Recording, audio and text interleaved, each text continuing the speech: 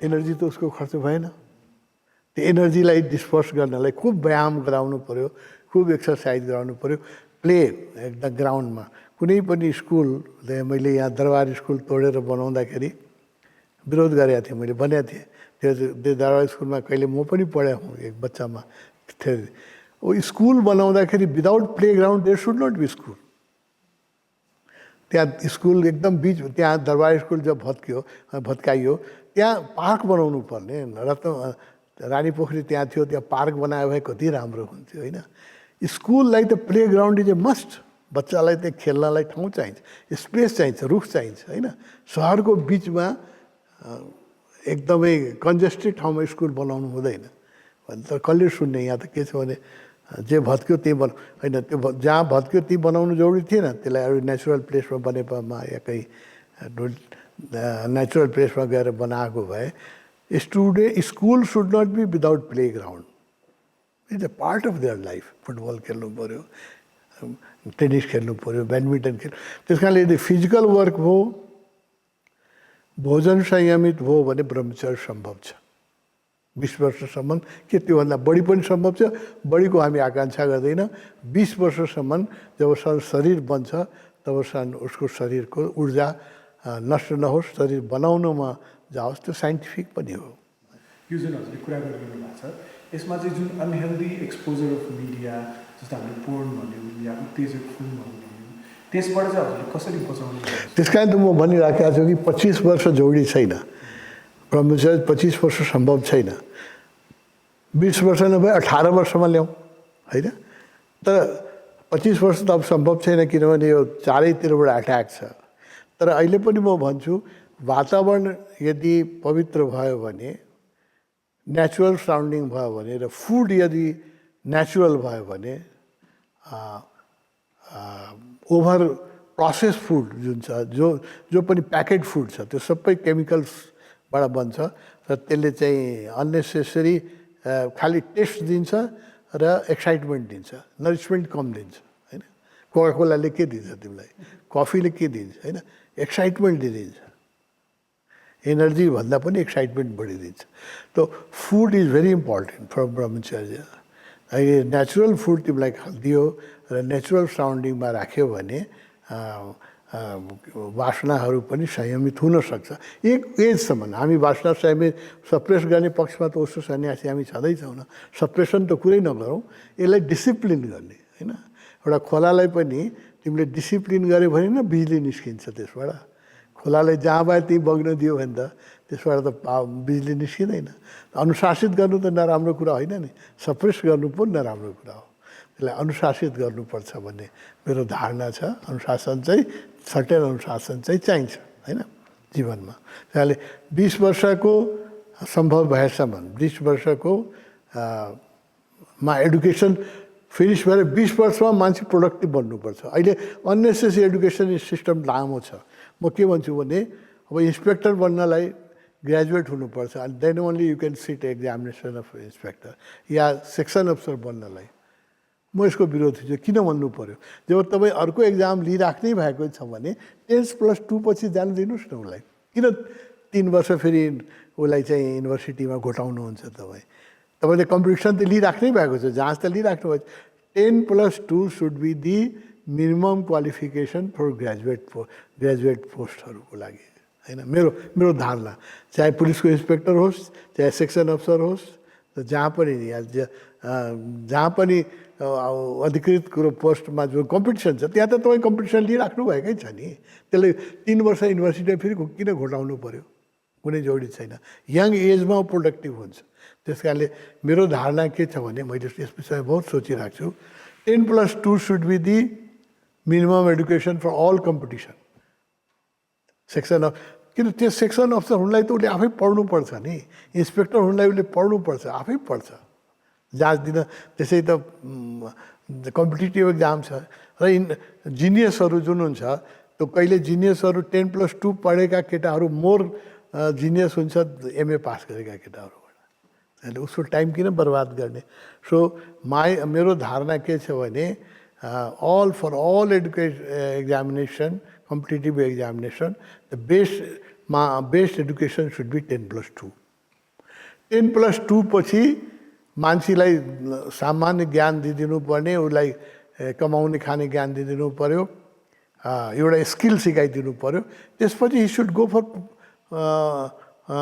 Production युनिभर्सिटीमा सबै मान्छे किन एमएसम्म पढ्नु पर्यो what is the need history पढेर जियोग्राफी पढेर के निड छ एमएसम्म पढाउनु सबैले जरुरी छैन 10+2 सम्म उसलाई स्किलफुल बनाइदिनु पऱ्यो कि उसले एउटा काम गर्नु यस त्यसलाई डक्टर बन्नु छ इन्जिनियर बन्नु छ त्यसको 10+2 पछि ऊ पढ्छ सबैले डक्टर इन्जिनियर बन्नु छैन होइन so they should go into the life they should start the production उसले सुरु गर्नुपर्छ र सेल्फ सस्टेन हुनुपर्छ आफै कमाएर खानुपर्छ मेरो धारणा के छ भने स्कुलिङ लेट सुरु गर्नुपर्छ अहिले 3 वर्षदेखिको बच्चामा लोअर केजी नामै सुनेको थिएन पहिले हामीले आजकल लोअर केजी अप्पर केजी कतिवटा केजी नि कतिवटा छ यो it's a wastage of time हो होइन एकदम 3 वर्षको नानीलाई स्कुल पठाउनु ठिक छैन होइन it's too much psychological pressure उसलाई कि त खालि प्ले गर्ने खेल्ने मोन्टेसरी जस्तो स्कुल भयो भने जहाँ खालि खेल्ने उसलाई चाहिँ कुनै अक्षर ज्ञान एबिसिडी पढाउनु पर्ने सिएटी क्याट पढाउनु पर्ने जरुरी छैन खेल्न दिनुपर्छ 7-8 वर्षसम्म मान्छेलाई बच्चालाई खेल्न दिनुपर्छ उसलाई यस के सिकाउनुपर्छ घर कसरी सफा गर्ने बगैँचा कसरी फुललाई कसरी पानी दिने चिया कसरी पकाउने घरमा तरकारी कसरी काट्ने यस्तो चिज प्र्याक्टिकल नलेज दिनुपर्छ अक्षर ज्ञान मेरो दृष्टिकोणमा म्याथमेटिक्स ग्रामर एन्ड इङ्ग्लिस मातृभाषा त मान्छेले सजिलो छ अल फरेन ल्याङ्ग्वेजमा चाहे इङ्ग्लिस होस् र साइन्स होस् म्याथमेटिक्स होस् त्यो 8 वर्षसम्म पढाउनु हुँदैन किनभने मनोवैज्ञानिकले पनि के भन्छ भने 7 वर्षसम्म मान्छेको साइकोलोजी पुरै बिल्डअप भइराखेको हुन्छ 7 वर्षसम्म र त्यो बेला उसको education should not be a torture अहिलेको जुन एडुकेसन छ it is not a pleasurable experience school जाँदाखेरि बच्चा किन रुन्छ मन लाग्दैन पिटेर पठाउनु पर्छ होइन स्कुलमा र लर्निङ कुनै चिज तिमी सिक्छ ध्यान सिक्छ यहाँ हामी शिविर गर्न मान्छे आए थिए यिनीहरूलाई हामीले they enjoyed from the first day कुण्डली डाइनामिक लर्न गरिरहेको थियो ध्यान त लर्न गर्दाखेरि पिटेर त कुण्डली गर्नु छाडेर त मार्नु परेको थिएन नि डाइनामिक गर्नु पिट्नु त परेको थिएन नि होइन learning should be a pleasurable experience उसलाई गर्दाखेरि आनन्द आउनु पऱ्यो होइन it should not be a torture है टर्चर गरेपछि के हुन्छ त्यो अध्ययनप्रति एडुकेसन सिस्टमप्रति उसको भरमा एक नेगेटिभिटी हुन्छ त्यहाँ सिक्नलाई पनि टाइम लाग्छ साइकोलोजिकली होइन त्यो अहिलेको जुन education fear oriented exam oriented एक्जामको टाइममा तिमीहरूको टाइममा के थियो थाहा छैन हामीहरूको टाइममा त एक्जामको टाइममा एक्जाम फिभर आउँथ्यो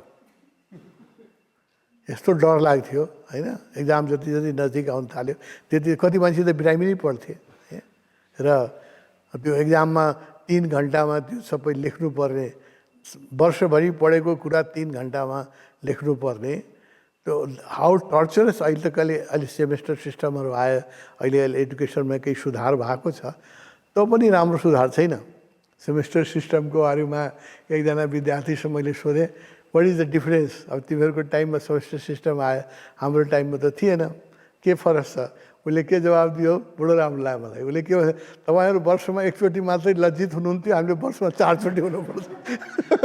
पास कमाएपछि आमाबाबुले पिट्छ। तपाईँहरूले वर्षमा एकचोटि मात्रै हुन्थ्यो, हामीलाई 4 चोटि लज्जित। त्यो जोक्स हो, तर अहिले ठिक छ, यो सेमेस्टर सिस्टम आयो। तर एक्जाम त टोटली एभोइड हुनुपर्छ। Exam, if somebody has studied in the school for 12 years, मास्टरले पढाएको छ भने उसलाई एउटा स्किलफुल बनाउनु पऱ्यो। अनि स्किलमा कि त he should become a good plumber और गार्डनर, अरू डेरी चलाउनुमा, यो सबै स्किल हो। यो सबैलाई चाहिँ खालि सेक्सन अफिसर बनाउनलाई मात्रै पढाउनु चाहिँ एकदम व्यर्थ हो कि। पढिसकेपछि म फिजिकल कामै गर्दिनँ, खेतको काम गर्दिनँ, म ग्रेजुएट हुँ, म कसरी गाई चढाउने, यो कन्सेप्ट तोड्नुपर्छ होइन। ट्रेनिङ स्कुलिङ यस्तो हुनुपर्छ कि 10+2 गरेपछि ऊ चाहिँ आफै कमाएर म खान सक्छु भन्ने उसलाई कन्फिडेन्स होस् र उसले एउटा प्रोफेसन लियोस्। प्लम्बर र इन्जिनियरमा के फरक छ होइन? बिना प्लम्बरको इन्जिनियर कामै लाग्दैन होइन। बिना इन्जिनियरको प्लम्बरको रोटी चल्छ। बिना प्लम्बरको बिना इन्जिनियरको प्लम्बरले काम गर्न सक्छ, तर हामीले बिना प्लम्बरको काम गर्न सक्दैनौँ। हामीले त पाइपलाई मिलाउन सक्दैनौँ होइन। हुनैपर्छ। प्लम्बर, इलेक्ट्रिसियन, कार्पेन्टर ये they should be respected profession हुनुपर्छ होइन। राम्रो पे हुनुपर्छ। त्यस कारणले हरेक व्यक्ति किन इन्जिनियर बन्नु पऱ्यो मलाई बताउँ न।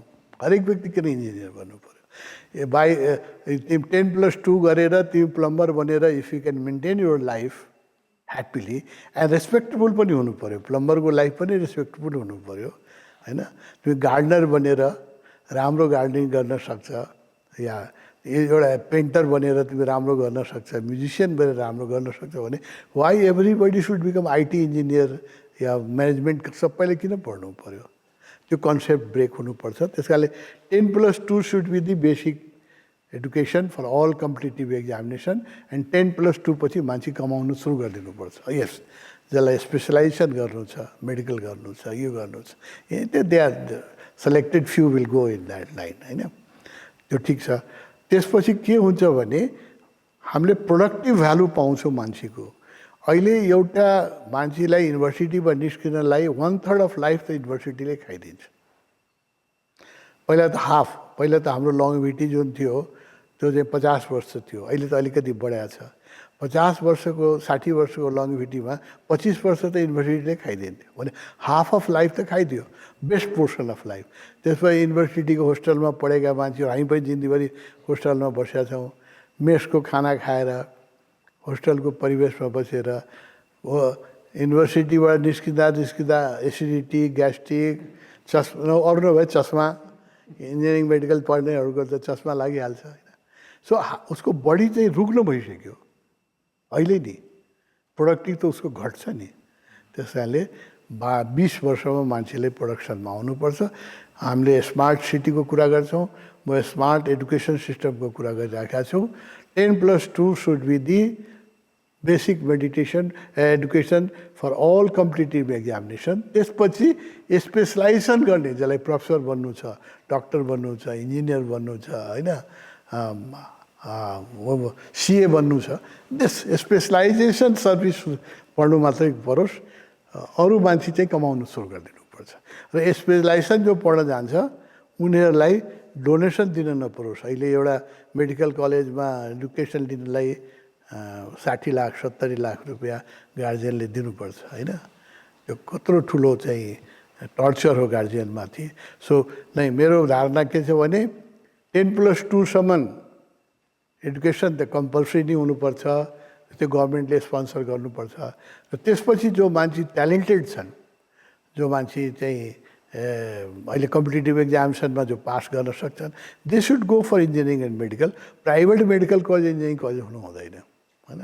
गभर्मेन्टको होस्, त्यसमा नोमिनल फी जुन हुन्छ, मतलब फी चाहिँ यो 60 लाख 70 लाख 1-1 करोड रुपियाँ दिएर मान्छे छोरालाई डाक्टर बनाइराखेको छ। बुझ्यो? त्यो यदि राम्रोसँग इन्जिनियर बन्यो भने त्यो 1 करोड रुपियाँ कहिले कमाउँछ उसले? 1 करोड रुपियाँ उसको नाउँमा ब्याङ्कमा राखिदियो भने उसको ब्याजबाट उसको जिन्दगी राम्रो चल्छ। खालि के छ इगो ट्रिप। मेरो छोरा पनि डक्टर होस्, एकजना त्यसलाई डोनेसन दिएर बनाउनु पऱ्यो कि कसै दिनु पऱ्यो। यो डोनेसनको एडुकेसन चाहिँ समाप्त गर्नुपर्छ मेरो धारणामा। यो एकदम इगो फुलफिलिङ हो। जसले कम्पिट गर्न सक्दैन त्यो डोनेसन दिएर पढ्छ, उसको पढाइको टर्चर हेर्नु न कस्तो छ। Is not competitive. जस्ती गार्जियनले 1 करोड रुपियाँ दिएर ठेलेर मेडिकलमा पढाइदिएको छ, तर उसको एप्टिच्युड त छैन, ट्यालेन्ट छैन भने the education becomes a torture. Learning should be a very pleasureful experience. Learning should not be a torture. तब मात्रै मान्छेले विद्याको आदर गर्छ। र यो धारणा अनुसार 20 वर्षदेखि मेरो जो गृहस्थ आश्रम चालु हुनुपर्छ 60 वर्षसम्म। पुरानो धारणा 25 वर्षमा आजको मान्छेको भोग पुग्दैन, बरु भोगी भइसकेको छ मान्छे। 40 वर्षलाई भोग्न दिनुपर्छ, 20 वर्षदेखि 60 वर्षसम्म होइन। जति कमाउनु छ, जति शारीरिक सुख भोग्नु छ, जति फिजिकल आनन्द लिनु छ, 40 वर्ष होइन अगावस थियो के। 20 वर्षदेखि 40 वर्षसम्म मान्छेले स्वतन्त्रतापूर्वक यदि धन कमाउनु दियो भने र धन खर्च गर्न दियो भने र उसलाई सेक्सुअल सेक्सुअल सुविधा दियो भने, स्वतन्त्रता दियो भने 60 वर्ष हुँदा हुँदा ऊ आफै ब्रह्मचारी हुन्छ। ब्रह्मचारी भयो भन्ने भन्नु पर्दैन, दिक्क लागिसकेको हुन्छ। 60 इयर्स पछि चाहिँ अब सन्यास, त्यो सन्यासको धारणा अब आवश्यक छैन, वानप्रस्थ सुरु हुनुपर्छ। मेरो विचारमा 3 वर्ण अब चाहिन्छ। ब्रह्मचर्य आश्रम 20 वर्षसम्म, गृहस्थ आश्रम 40 वर्षसम्म र त्यसपछि अनवार्ड वानप्रस्थ। वानप्रस्थ मतलब अब जङ्गलमा छोडेर भाग्ने दिन गयो, त्यो सन्यासीको चल्दैन। ऊ घरमै बसेर ही should look towards the forest, मतलब वैराग्यतिर उसको आँखा होस्, बस्नाइ चाहिँ घरैमा होस् होइन। ऊ समाजमाथि बोझ नबनोस्, आफ्नै सेभिङबाट खाओस्। या आफ्नो छोराछोरीले पाल्छ भने ठिकै छ, नभए आफ्नो उसको सेभिङ हो। या ओल्ड म्यान, अहिले त गभर्मेन्टले भत्ता पनि दिन थालेको छ नेपालमा, विदेशमा त धेरै दिन्छ। त्यस कारणले ऊ समाज 60 वर्षपछि फेरि पैसै कमाउनलाई दौड्न नपरोस्। उसले चाहिँ त्यसपछि training should start for dying. मैले भने नि art of living 20 years, art of loving 40 years, त्यसपछि अनवार्ड उसले आर्ट अफ डाइङ। सन्यास भनेको ग्रेसफुल मर्ने कला हो। How to die without any attachment, without any regret. अहिले मृत्यु ठुलो भएछ, सबै मान्छे मर्न डराउँछ। सन्यासको अर्थै यो थियो कि मर्ने कला सिकाउने, so that people should not be afraid of death. अनि मृत्यु आउनुभन्दा अगाडि ऊ जीवनबाट आफै स्वतः वैराग्य होस् उसको। पहिला धारणा के थियो भने मान्छे घरमा मर्थेन। हिन्दूहरूको धारणा के थियो भने बनारस जान्थ्यो मर्नलाई, र हरिद्वार जान्थ्यो मर्नलाई, पुरी र द्वारिका जान्थ्यो मर्नलाई होइन। बुद्ध फिल्डमा मर्ने, जहाँ कि एनर्जी हाई छ र जहाँ आश्रमहरू छन्। त्यो घरमा मर्ने चलन थिएन। यो एक वृद्ध भइसकेपछि मान्छे बनारस लाग्थे। यहाँ नेपालीहरू बनारस जान्थे, इन्डियनहरू चाहिँ द्वारिका पनि जान्थे, ऋषिकेश पनि जान्थे, हिन्दूहरू कोही तीर्थस्थानमा, कोही बुद्ध फिल्डमा। त्यस कारण त म भन्छु गभर्मेन्टले बुझ्यो भने, सोसाइटीले बुझ्यो भने हाम्रो कम्युनहरूमा हामीले चाहिँ we should make a death centre. त्यो मान्छेबाट रिटायर भइसकेका छन्, उनीहरूलाई आनन्दसँग राख्ने, मेडिकल केयर गर्ने, उनीहरूलाई राम्रो अध्ययन गराउने, राम्रो ध्यान गराउने र बार्दोबाट मृत्युको भय हटाउने। बार्दो जीवन मर्नुभन्दा अगाडि नै बार्दो गर्नुपर्छ, ताकि you should respect death, you should welcome death, you should not be afraid of death. Because death के हो यो बुझ न। डेथ भनेको एक गहिरो लामो निद्रा हो। सुत्नबाट कोही डराउँछ? तिमी अहिले सुत्न पायो भने 2 बजेसम्म सुत्न पायो भने तिमी कति टायर्ड हुन्छौ? सुत्न त मोस्ट प्लेजरेबल एक्सपिरियन्स हो नि। What is death? Is a long sleep होइन, विश्राम हुने थियो त। त्यस कारणले मृत्यु त मान्छेले स्वागत गर्नुपर्ने चिज हो। यो गलत शिक्षणले हामीले मृत्युबाट we are afraid of death. No, we should be ready to welcome the death. ये सन्यासको टिचिङै त्यही थियो। सन्यास मतलब मर्ने कला। हामीले भने नि जिउने कला, प्रेम गर्ने कला र मर्ने कला। मर्ने कला सिकायो भने मान्छे ह्याप्पी ह्याप्पी मर्थ्यो। कबीरले भन्नुभयो नि, जिस मर्नी से जग डरे कबीरा मन आनन्द, त्यो मृत्युको म प्रतीक्षा गरिरहेको थियो, कहिले आउँछ त्यो, कब पाइए मुक्ति, कब पाइए परमानन्द, होइन। मर्नको सन्त व्यक्तिले मृत्युको, सन्यासीले त्यस कारणले मृत्युको प्रतीक्षा गर्थ्यो, होइन। त्यो कल्चर हामीले आर्ट अफ डाइङ सिकाउनु पर्छ मान्छेलाई। डेथ, त्यस कारणले हामीले तबनमा डेथ पार्क बनाएछौँ। सभ्य समाजमा मान्छे मृत्युको कुरै गर्नु हुँदैन। यो अहिले जुन सोसाइटी छ त्यसमा मृत्युको कुरा गर्नु हुँदैन, सोच्न पनि सोच्दैन कोही। But everybody should be reminded that at certain age we have to leave this body. यो शरीर हाम्रो पर्मानेन्ट छैन। यो छोड्दाखेरि स्वस्थ शरीरमा हामी छोडौँ, स्वस्थ मनमा छोडौँ, without regret, without attachment, happily. जसरी तिमी राति सुत्दाखेरि विश्रामपूर्वक सुत्छ, या जसरी मान्छे वस्त्र चेन्ज गर्छ, शरीर चेन्ज गर्दाखेरि पनि मान्छेलाई आनन्द आओस्, दुःख नहोस्। यसकै ट्रेनिङ दिनुपर्छ हाम्रो 60 वर्षपछि। आर्ट अफ डाइङ, जसलाई तिमी पहिला सन्यास भन्थ्यौ, म अहिले त्यसलाई वानप्रस्थ भन्छु। किनभने अब त्यो सन्यासको एज गयो जसमा मान्छेले मागेर खानुपर्छ। मेरो दृष्टिकोणमा जीवनमा 3टा महत्त्वपूर्ण चिजलाई 3 भागमा बाँड्नुपर्छ। आर्ट अफ लिभिङ 20 वर्षमा सिकाइदिनुपर्छ मान्छेलाई, ताकि उसले आफ्नो आर्थिक र सामाजिक भाग उठाउन सकोस्। आर्ट अफ लभिङ 40 वर्षसम्म उसले पुरै जीवनका जति सुख सुविधा सम्भोग जति गर्नु छ सबैबाट वाक्क लाग्नुपर्छ। र 60 वर्षमा उसको जीवनमा स्वाभाविक वैराग्य आउनुपर्छ र वानप्रस्थ। यसमा यो हार्ड एन्ड फास्ट रुल छैन। 60मा कसैलाई 65मा आउला, कसैलाई 55मै आउला। त्यो मान्छेको त फरक फरक कन्स्टिट्युसन छ। तर मोटामोटी यो दृष्टिकोणले समाज बन्यो भने we will have a healthy society भन्ने मेरो धारणा छ।